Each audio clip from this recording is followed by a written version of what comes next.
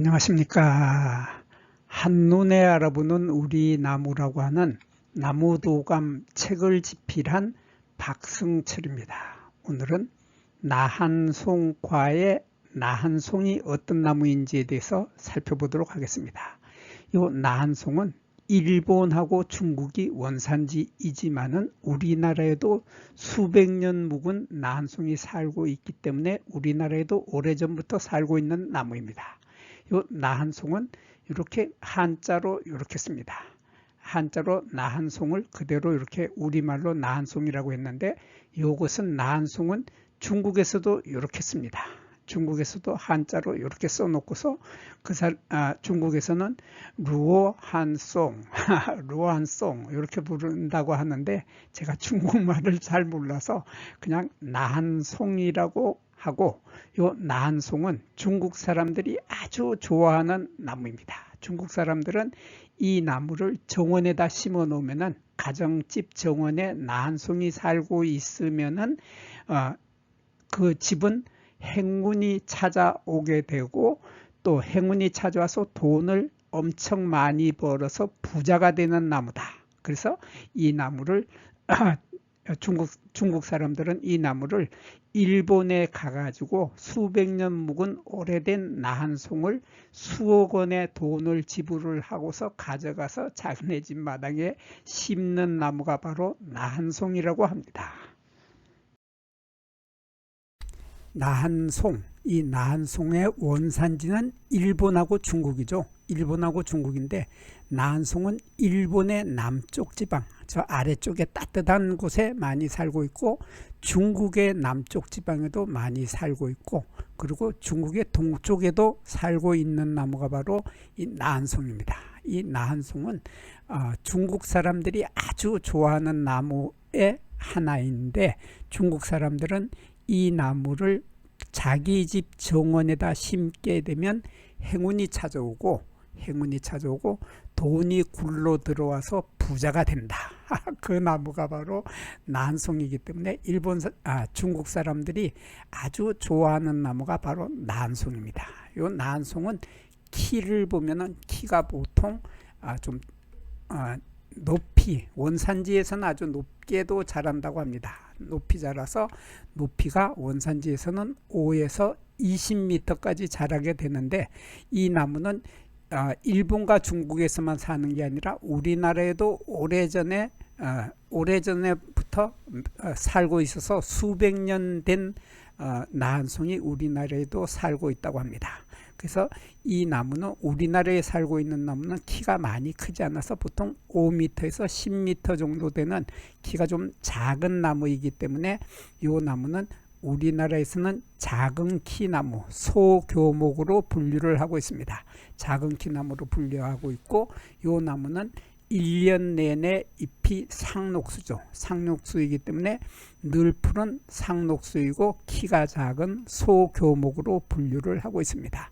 그리고 이 나무는 암수 꽃이 피는 모습을 보면 암꽃과 수꽃이 각각 딴 나무에 핍니다. 그래서 이렇게 수꽃만 피는 수나무가 따로 있고 이렇게 암꽃만 피는 암나무가 또 따로 있습니다. 그래서 암수가 딴 그루로서 수꽃이 피는 모습을 보면 이런 모습으로 피는데 수꽃의 모양이 참 특이하죠. 이렇게 생겼는데 지금 가지에서 잎이 달리는 잎의 겨드랑이 부분에 잎의 겨드랑이 부분에 꽃이 달리게 되는데 이러한 길쭉한 원주형이죠. 원주형 원통 모양의 이러한 꽃이 피게 되는데 요 잎 겨드랑이에 보통 3개 내지 5개의 꽃이 여기 보면 하나 둘 셋 넷 4개의 꽃이 모여서 잎 겨드랑이 한 겨드랑이에 이렇게 4개의 꽃이 모여 있는데 3개 내지 5개의 꽃 이삭이 모여서 이런 꽃을 핀다. 근데 이 길이는 여기에서 여기까지의 수꽃 이삭의 길이는 한 5cm 정도 되는 이러한 꽃들이 이렇게 많이 피는데 보면은 처음에 보면은 이렇게 거의 연두빛에 가까운 초록색으로 피게 됐는데 나중에 보면 이렇게 거의 흰색에 가깝게 됩니다. 근데 이 꽃의 모양이 참 특이하고 신기합니다. 요게 이제 수꽃 차례에 수꽃 이삭의 요것을 확대를 하면 요런 모습이 되는데 요거 아주 참 특이하게 생겼죠. 여기 요렇게 아마 요게 꽃밥인 것 같습니다. 꽃밥이 이렇게 두 개씩이 모여서 이렇게 수꽃 하나가 되고, 여기도 꽃밥이 모여서 두 개가 모여서 수꽃 하나, 아마 이렇게 되는 것 같은 이러한 모양의 아주 신기한, 재미있고 신기하고 예쁜 이러한 수꽃 이삭들이, 요 꽃들이 모여서 이러한 수꽃 이삭을 5cm 정도 되는 수꽃 이삭을 형성하게 되고, 요 옆에 보면은 이것은 암나무의 암꽃 이삭입니다. 암꽃 이삭을 보면 여기에 가지가 있고 가지에서 이렇게 잎이 나오죠. 이렇게 잎이 나오는데 여기에서 길다란 대가 올라옵니다. 꽃대가 올라오고 꽃대 끝에 이렇게 꽃이 하나가 달린다. 이것이 바로 암꽃의 모습입니다. 암꽃의 모습은 이렇게 꽃대가 있고 꽃대 끝에 이러한 것이 보이는데, 이것을 우리들은 꽃턱이라고 하죠. 꽃턱이라고 하고 한자로는 화탁이라고 합니다. 이러한 화탁, 꽃턱이 하나가 있고 꽃턱 위에 이러한 씨앗, 밑씨가 들어있는 이러한 특이한 암꽃을 피게 되는데, 이렇게 보통 한 개의 꽃이 달리는데 요 길이가, 여기에서 여기까지의 길이가 1cm 정도 되는 이러한 암꽃이 피게 되는데, 보통 한 개씩 이렇게 하나씩 이렇게 달리게 되는데 어떤 것은 이렇게 두 개가 달리기도 합니다. 두 개의 꽃이 꽃대 하나에 모여서 달린다. 이런 특징을 가지고 있는데, 여기에서 우리가 주목하는 것은 바로 초록색 부분입니다. 초록색 부분을 우리들은 한자로 화탁이라고 하고 우리말로는 꽃턱이라고 합니다. 이러한 꽃턱이 이러한 꽃턱 위에 이러한 밑씨가 들어있는 씨방 부분이 여기에 이렇게 달리게 되죠. 달리게 되는데, 암꽃은 긴 꽃자루, 요 꽃대라고 하는 요 꽃자루 끝에 보통 한 개씩이 달리지만 이렇게 두 개씩이 달리는 것도 있다 하는 이런 특이한 꽃을 피는데, 이것이 나중에 열매가 될 때 보면 이 모양이 참 재미있습니다.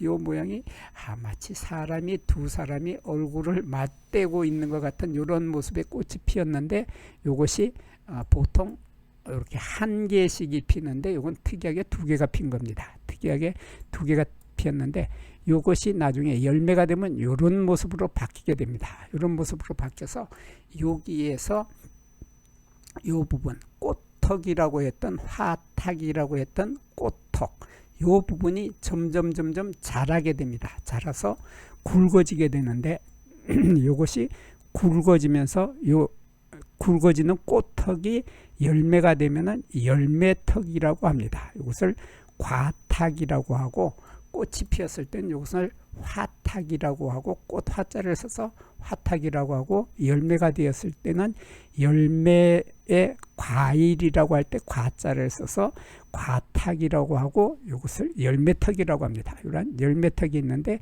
이게 아래에 꽃대가 있던 부분이 열매자루가 되는 거죠. 열매자루가 돼서 이것을 한자로는 과경이라고 하고 우리말로는 열매자루라고 합니다. 이러한 꽃대가 열매자루가 되고 꽃턱이 열매턱이 돼서 열매턱이 되고 여기에 열매가 달리게 되는데, 이 열매는 청록색의 흰 가루로 덮이게 되고 이 열매턱은 점차 붉은색으로 빨갛게 익게 됩니다. 그래서 10월달에서 12월달 정도가 되면 이게 빨갛게 익게 된다 하는 이런 특징을 가지고 있는데, 요 꽃턱 부분이 달콤하고 맛이 있는 모양입니다. 저는 먹어보지 못했는데 빨갛게 익게 되면 이거 맛있어서 먹을 수가 있는데, 여기 열매 속에 씨앗이 들어있죠. 이렇게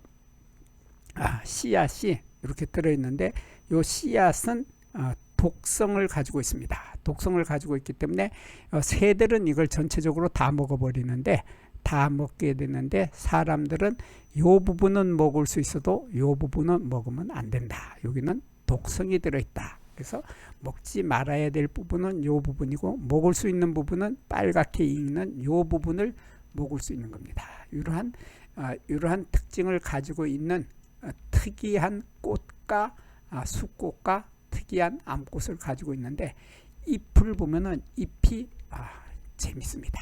잎을 보면은 요 잎이 아주 두터운 다육질 형태의 가죽질이죠. 가죽질의 다육질 형태의 이러한 잎이 달리는데, 요 잎은 마주 나지 않고 이렇게 보면 여기하고 서로 어긋나죠. 어긋나게 달린다 하는 이런 특징을 가지고 있고, 이러한 줄처럼 선형의 선형이라고 하는 줄골의 이러한 길다란 잎이 아래쪽도 잎 밑부분도 뾰족하고 잎 끝 부분도 뾰족한 이러한 잎을 가지고 있는데, 이 길이가 10에서 12cm 정도 되는 이러한 다육질의 잎을 가지고 있는데, 이 잎을 이렇게 횡단면으로 가위로 잘라보면은 이런 모습이 나타나죠. 칼로 잘라보면 이런 모습이 나타나서 잎이 아주 이렇게 얇게 이렇게 되어 있는데, 가운데 있는 이 부분,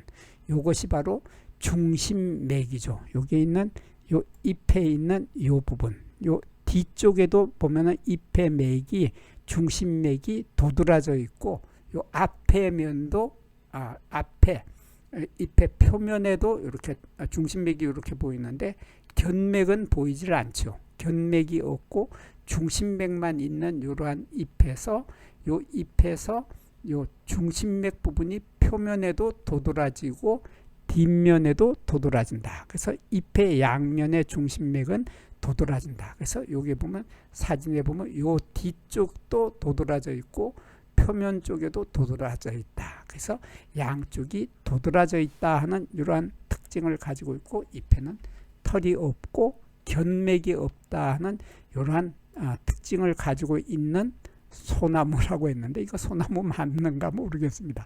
이 소나무라고 쓴 게 소나무는 아닌 것 같은데, 그래서 이 나한송은 잎도 특이하고 꽃도 특이하고 열매도 특이한 이러한 아주 특이한 열매와 꽃을 가지고 있는 나무가 바로 나한송이었습니다. 여기에서 잠깐 구독과 좋아요를 누르는 시간을 갖도록 하겠습니다.